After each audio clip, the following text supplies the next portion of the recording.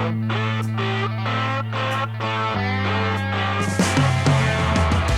everybody, I've got such a fun video for you today because we are talking about one of the best values in the Toyota world when it comes to off-roaders, the 3rd Gen 4Runner, and I got Anthony here. Hello. How's it going, dude? Good. Now, Anthony has driven this thing all the way from Texas to be here on this video, which I'm really stoked about, and we're gonna talk about what it's been like to own a 3rd Gen Toyota. So, what's the story with this? Why did you get into this vehicle? So I used to have a TJ, which, I did a bunch of typical TJ stuff, put 33s, lifted it, took it on a lot of trails. In Texas, it's mainly like mud stuff. Okay. So, I like scaling mountains or anything like that. And so I did a lot of stuff with that, but I have my family with 2 kids and another one on the way. And I used to have a 2-wheel drive 4Runner. So I really enjoyed having the capability of carrying my whole family comfortably and taking all like my camping equipment and everything on the trails. So a good friend of mine had one too, and he would follow me, and it was just as capable as my TJ. So I decided, you know what, I'll sell off the TJ, pick up a 4Runner, and just do this one. Yeah, that's so funny. Like, I hear that a lot where folks come from older Wranglers and then they are like, well, it was great for one time in my life, right? And then the family grows and then you need to tow something and you want to be comfortable on road. So where did you find this guy? How'd you get hold of it? So another really good friend of mine, I actually picked it up for him because he was in the market for a 4Runner, and we found it basically using it as a ranch vehicle. It had horses eating out of the back, the exhaust was cut off. It was just used straight as a ranch vehicle. So I picked it up for him because the diff was blown, so he got it pretty cheap. And then he pretty much did the majority of the modifications on it. And then I did a lot of mechanical work for him. So I did a lot of like the just regular maintenance on it, valve covers, fixing minor leaks, things like that. And then he had it for a little bit. I think he took it on one trail once, and he had a lot of problems with the clutch. Yeah. So I think that kind of turned him off with off-roading. And I told him from the get-go, like, honestly, it's kind of easier, in my opinion, to do wheeling in auto. Sure. So I think he got turned off by it, and then one day it was just like, hey, do you want to buy my 4Runner? And this was like right at the peak when they're starting to shoot up. So I got it for a pretty good price from him, especially considering all the mods. And so I bought it from him, and then I pretty much just cleaned it up. These are still, in Texas, we're not like in the Rust Belt at all. So you can still find a lot of these pretty clean in junkyards.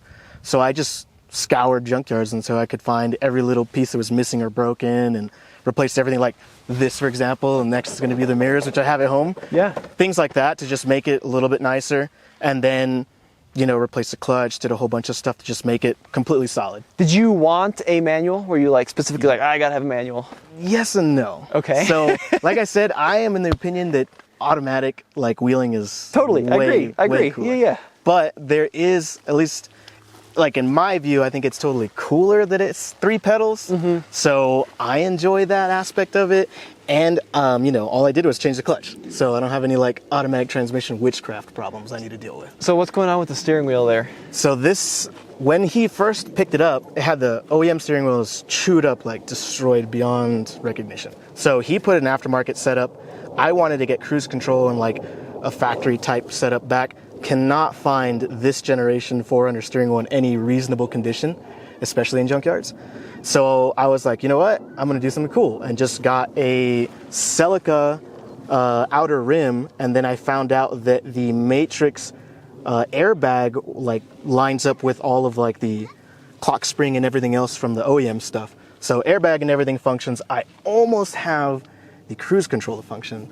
It will happen someday. So I just did kind of a hodgepodge so it looks more sporty and it's still comfortable, but I have all the OEM amenities, I have to say, like, I've seen a lot of 3rd Gen 4Runners, and I've never been like a big fan of the steering wheel. I always think the 4-spoke. They look kind of dumpy. Yeah. That's freaking cool. Like, that's a really good looking steering wheel. So you definitely did something cool there. I think that might be like a little life hack there for 4Runners. Yeah, well, it's mainly, like I said, because we're in the South, these are still common in junkyards, not destroyed, and tons of other Toyotas. So we literally just found, okay, here's a 4Runner. Let's go to this. Okay, Celica steering wheels are 3-spoke. They're cool. Oh, it's the right spline pattern. Everything matches. Okay, oh, this airbag doesn't fit. This one fits. Okay, this clock spring fits. We just spent a whole afternoon piecing it together. So talk to me through these wheels, because these are looking pretty cool. Those are FJ Cruiser TRD beadlocks. Those were on it when I got it, luckily, because I didn't want to pay for that. And then some, KO2s. They're 33 inch. And yeah, they've been pretty good. I think I'm running like a 1-inch spacer because I guess on the FJ, the offset is a lot more sunk. Interesting. And what about suspension? What do you have on suspension? So it's got a rough country 3-inch lift. Okay. Pretty basic. I want to say it's like $600. Are you happy with it? Yeah, I mean, it's done everything I need to do. I don't like to be very flashy with like my cars. I want it to be very subdued and just functional. Yeah. So I don't like giant bumpers, huge lift, all that stuff. Like I think this gives me enough ground clearance to do what I want to do, and it rides pretty well. And what are these bumpers? I mean, this looks pretty cool. I love the way that kind of cuts into the fender and it's very low profile. I forget the brand. It's like SRQ. So Yeah. SRQ makes them. They're kind of pricey, but I think it's probably one of the better options where it's, like I said, it gives you the approach and like departure angle that's nice. Yeah. But it's not bulky and huge and looks, in my opinion, like, kind of like you're doing too much, So how many miles are on this thing in total? I think it's 279. Dude. I try not to look. I just leave it on the trip. 278, 275. All right, so Barely broken in. you're doing this trip from Texas to Colorado, right? And you've gone off-road and kind of done all that.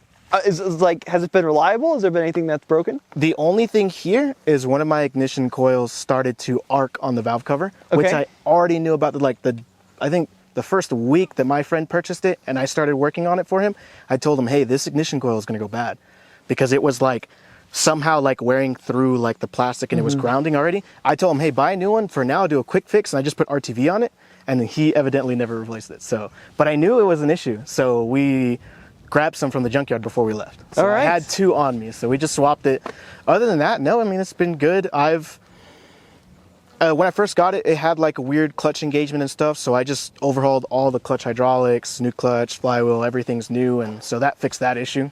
Any But issues with the 3.4 up here at...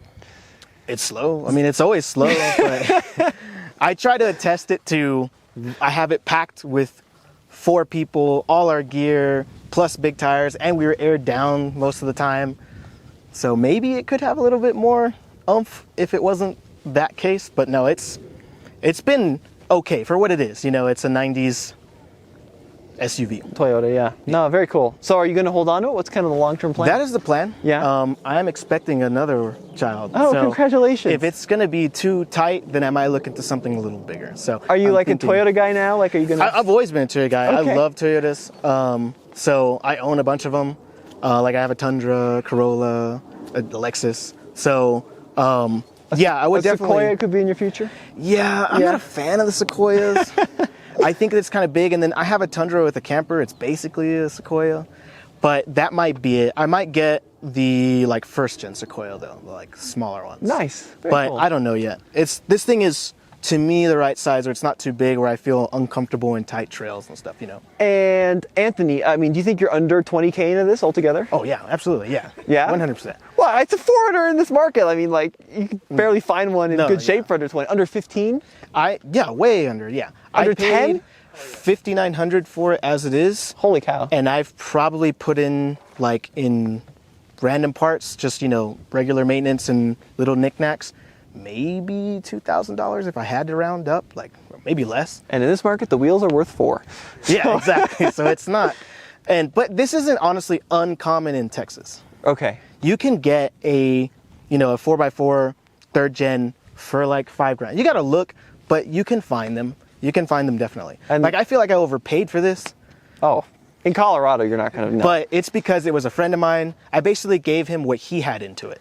And I also want to talk about, so these guys are here on the road trip, and they told me an interesting life hack for getting good tires for cheap. Oh no.